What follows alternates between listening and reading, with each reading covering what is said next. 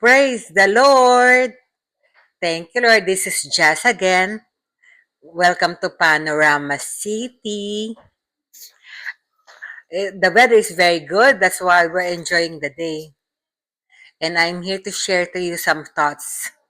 In Ephesians chapter 4, verse 15, it says there, speak the truth in love. Always speak the truth. Palagi tayong magsabi ng katotohanan. Nang may pagmamahal. Always speak the truth in love.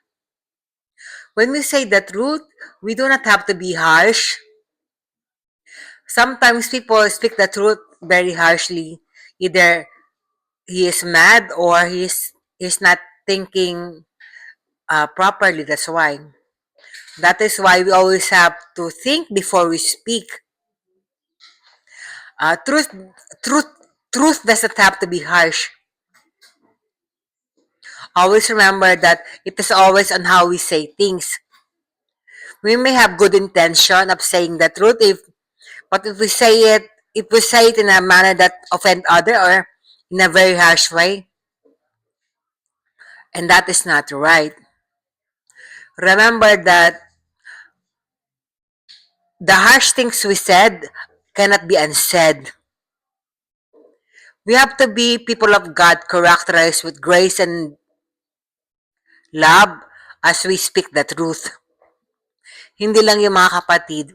Also, when we post things on the social media, maybe on Facebook or Instagram,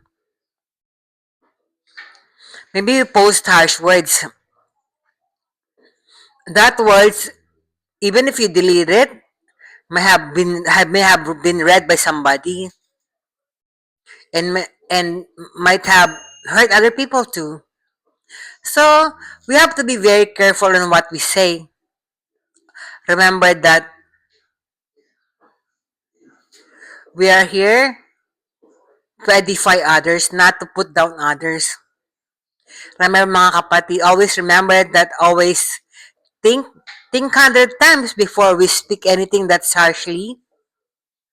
Think 100 times before we offend others. Always remember, always speak the truth in love. And think before we speak.